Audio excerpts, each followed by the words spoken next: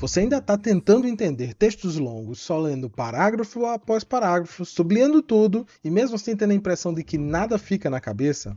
E se ao invés disso, a inteligência artificial organizasse tudo para você em mapas mentais e infográficos, mostrando as principais conexões de forma visual, tudo de forma automática? No vídeo de hoje eu vou te mostrar como usar o Google Notebook LM, principalmente na aba Studio, para te mostrar como criar infográficos e mapas mentais, tudo de forma automática. Assim, nós vamos transformar PDFs, links, anotações, vídeos de YouTube em mapas mentais e infográficos, tudo de forma automatizada. Seja bem-vindo a esse canal, eu sou o Jefferson Barbosa e aqui estamos numa série de vídeos falando sobre o Google Notebook LM. O Notebook LM é uma ferramenta criada pelo Google para que você possa conversar com o seu material, sua fonte de dados. Você cria a fonte de dados, fazendo assim com que essa fonte de dados seja o mais específica possível e principalmente evite alucinações. Com o Notebook LM, como você já viu, eu vou deixar o card aqui, nós podemos criar resumos em texto, resumos em áudio e hoje nós vamos, como eu disse, ver mapas mentais e infográficos. Voltando aqui para a tela do Notebook LM, eu vou fazer o upload de um arquivo PDF para servir de fonte para a gente. Vai ser o arquivo PDF das nossas aulas no curso do Prompt ao Agente Inteligente em 4 horas. Vamos trabalhar esse conjunto de slides como sendo nossa fonte de dados. Para isso eu vou criar um novo. Vou fazer o upload da nossa fonte de dados.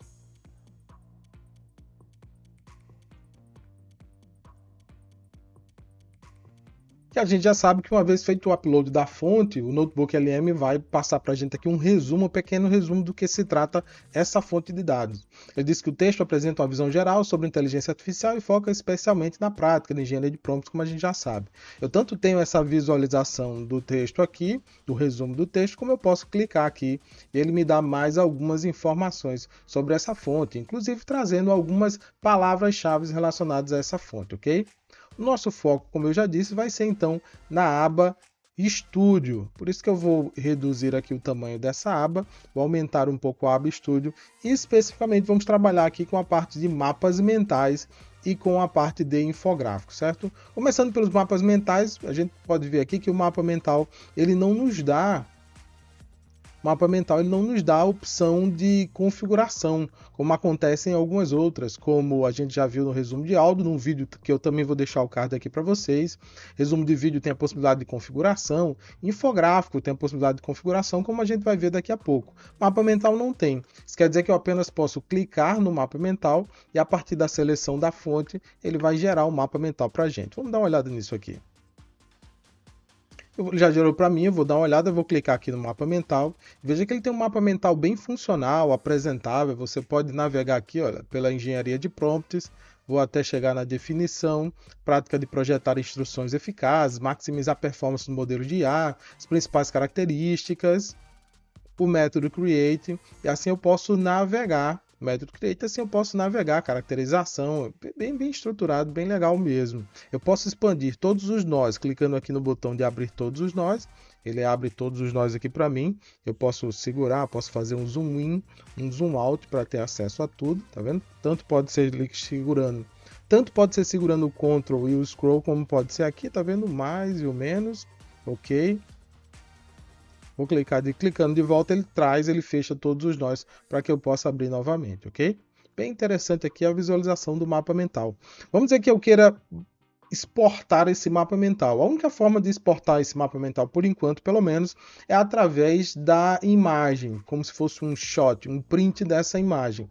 Eu vou abrir aqui o que me interessa, vamos dizer que eu tenho interesse aqui na parte de engenharia de prompt, especificamente na técnica Create. Eu posso muito bem pedir que seja feito um download e esse download vai ser uma foto exatamente desse momento, dessa visualização do mapa mental. Clicar aqui para fazer um download, exatamente naquele ponto onde ele está. E aqui, claro, como é uma imagem estática, eu não consigo abrir mais. Mas eu poderia voltar lá também e pedir que ele feche alguns desses itens aqui para que eu tenha essa primeira visualização, vamos dizer, todos fechados. Eu possa também fazer o download dessa visualização com todos fechados. E da mesma forma eu poderia expandir todos e também bater um shot aí, fazer um print dessa visualização com a impressão de todos. Claro que aqui vai ficando difícil de visualizar, pelo menos assim nesse formato, mas você pode aí fazer um zoom in para poder ver que ele está numa boa resolução, tá vendo? Você consegue ver muito bem, mesmo ele sendo essa impressão do todo, do mapa mental como um todo, mas ele está numa visualização bem interessante que você pode utilizar para apresentação. Aqui a gente pode ver no canto superior que ele tem como base uma fonte de dados. E eu recomendo a vocês também o seguinte, tem dois botões que são interessantes aqui na parte de baixo, que são os botões de conteúdo bom e conteúdo ruim. É importante para a gente dar esse retorno, dar esse feedback para o modelo, para que ele possa reorganizar os seus cálculos internos e assim saber, compreender o que é que está sendo, o que é que na opinião da gente está sendo uma boa geração, uma boa entrega, um bom conteúdo. Então, se eu achei que o conteúdo aqui foi interessante, foi relevante, e eu realmente achei que o conteúdo foi interessante, quando eu cliquei aqui eu consegui ver muito bem a questão da engenharia de prompt, por exemplo, e a técnica Create que eu uso, eu vou dizer aqui que ele teve um bom conteúdo, ok? Vamos dizer que teve um determinado ponto onde eu não compreendi bem o que ele quis dizer. Quando ele fala aqui de limites de mensagens, é possível você clicar nesse nó do limite de mensagens e ele desenvolver uma nova busca a partir da informação contida nesse nó. Eu vou reduzir aqui para que a gente possa visualizar melhor.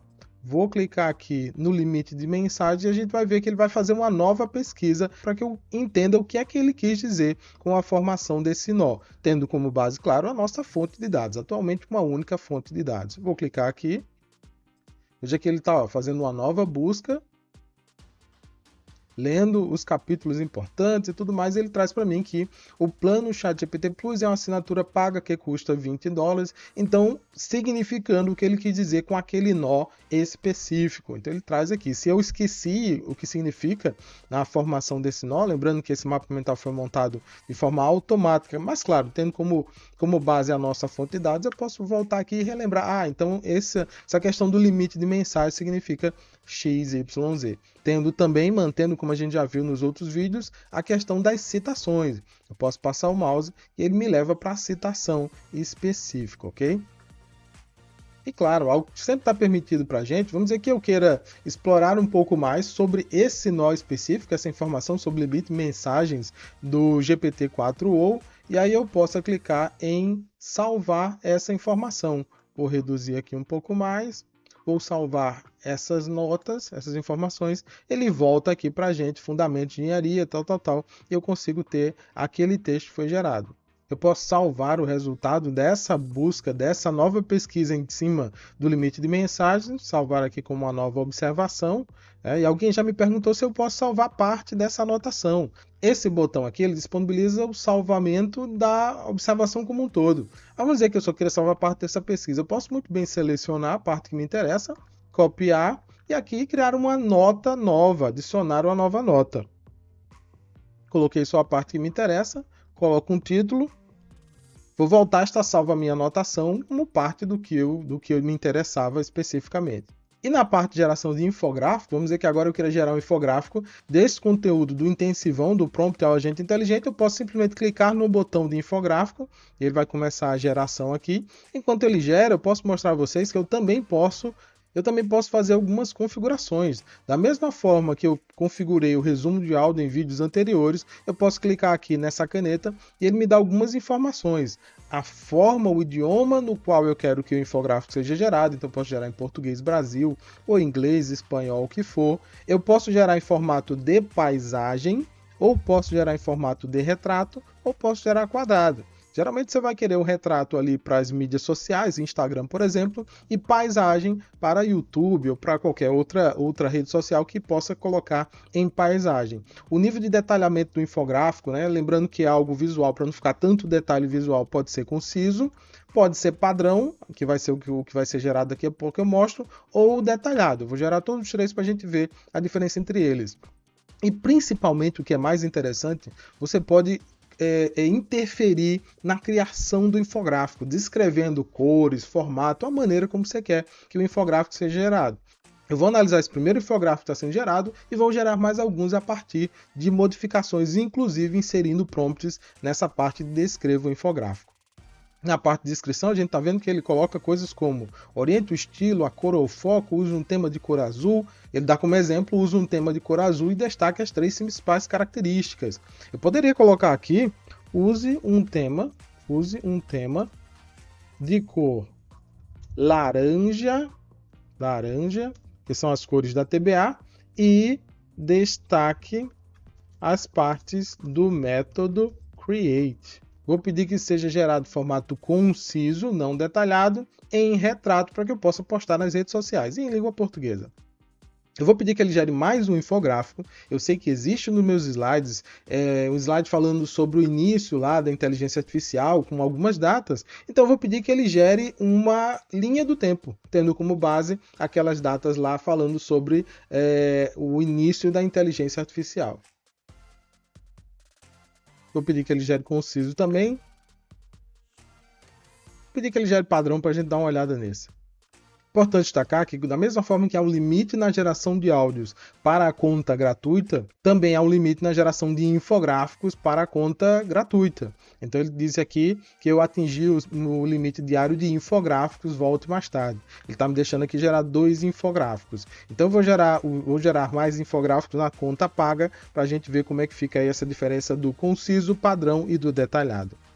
Da mesma forma que eu consigo visualizar o prompt personalizado quando eu criei o podcast, aqui eu também consigo visualizar o prompt quando criado o infográfico. Eu tinha colocado esse prompt aqui, ó, usa um prompt de cor laranja e destaque as partes do método Create. Vou copiar esse prompt para, na versão paga, gerar mais alguns infográficos. Vou colocar aqui o prompt e vou pedir para gerar o conciso, o padrão e o detalhado para a gente ver a diferença entre eles. Vou pedir para gerar retrato porque a gente já usa nas nossas redes sociais. Use um tema de cor laranja e destaque as partes do método Create. Vou pedir para gerar o primeiro. Vou pedir para gerar o segundo, padrão, retrato também. Vou pedir para gerar o terceiro com o mesmo prompt, agora detalhado, retrato também. A gente vai poder comparar os resultados. Bem, os 3 infográficos foram gerados, vamos dar uma olhada neles. Eu vou começar aqui pelo conciso. A gente consegue ver aqui, ó, o infográfico conciso. Vou dar um zoom aqui para a gente dar uma olhada nele. Ele trouxe aqui o método Create. Transforme seus prompts em A, defina um papel. Veja que para cada um das letras do acrônimo, né? O C significa a contextualização, a criação do papel.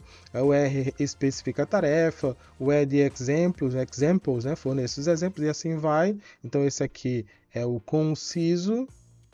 Nós temos o padrão. Lembrando que esses nomes, conciso, padrão, fui eu que coloquei, então à medida que fui gerando, eu fui nomeando. Nós temos a geração padrão, domina IA com o método Create, tudo mais, caracterização. Vê que ele faz um pouquinho mais ali, ó. Ele é de um percurso até você chegar no extra, fechando o Create. E nós temos aqui o detalhado, esse sim. A gente visualiza bem mais detalhes, é tanto que ele começou ali o que é engenharia de prompt, a arte de conversar com a IA, ele dá colocou uma imagem aqui, aí sim ele entra no método Create, caracterização, requisição, exemplos, ajustes, depois ainda tem o Create em ação, então realmente ele é bem mais detalhado, então a depender da sua necessidade, você vai escolher um desses tipos, ok? Bem, pessoal, foi isso, eu vou ficando por aqui. Se você chegou até aqui, considere se inscrever no canal para que o YouTube possa te avisar de novos vídeos, novas publicações de vídeo. Dá um like nesse vídeo para que o algoritmo do YouTube possa entregar ele para mais pessoas. Deixa um comentário se você gostou do vídeo, dizendo de que forma você pretende ou está utilizando o Notebook LM. E se você gosta do tema Notebook LM, Engenharia de Prompts e Inteligência Artificial Gemini 3, você vai gostar de alguns dos 2 vídeos que eu vou deixar aqui. Forte abraço e até a próxima.